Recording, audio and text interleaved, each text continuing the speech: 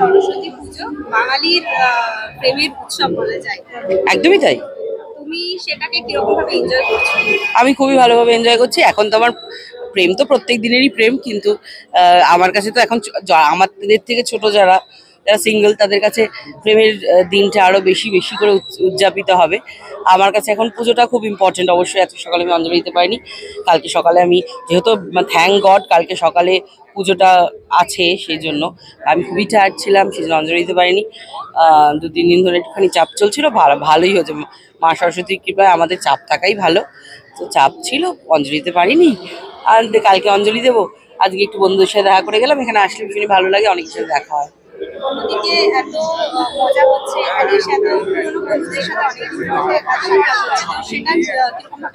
খুবই ভালো। শুটিং এর মধ্যে তো সেভাবে কারোর সাথে দেখা হয় না, ওই কেউ আসছে কেউ যাচ্ছে, স্টুডিও গেলে একটু দেখা হলো, এক জায়গায় শুটিং চলে একটু দেখা হলো, ওরকম। এখানে এসে প্রাণ খুলে আড্ডা, বেশ মজা লাগছে।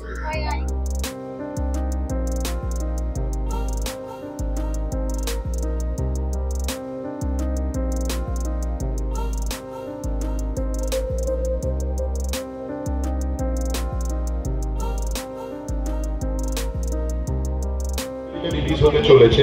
আমি টেলিভিশনের ওর আগের টেলিভিশনের কাজগুলো সম্পর্কে কিছু বলছি না। বড় পর্দার ছবি এটা কুমারের দ্বিতীয়।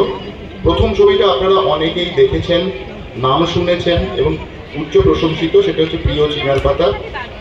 তারপরের ছবি যে এই ছবিটা অ্যাকচুয়ালি একজন ডিরেক্টরের পরিচয়টা হয় হচ্ছে তার দ্বিতীয় ছবি থেকে। প্রথম ছবির অনেক ভুলভ্রান্তি যেগুলো থাকে, প্রথমবারের কাজের যে জায়গাটা, সেখান থেকে নতুন ছবিটা যখন তৈরি হয়, দ্বিতীয় ছবিটাই একজন ডিরেক্টরকে আসল পরিচয়টা দেয়। আমি আশা করছি এবং আমি কনফিডেন্ট যে আপনারা যদি ছবিটা দেখেন, আপনারা দেখবেন যে Kumar Chowdhury has emerged as a film maker.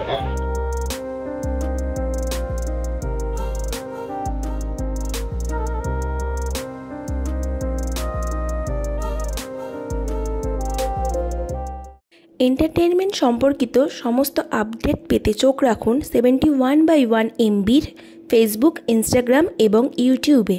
এছাড়াও বিনোদনের সব রকমের খবর পড়তে চোখ রাখুন আমাদের ওয়েবসাইট 71/1MB.com-এ।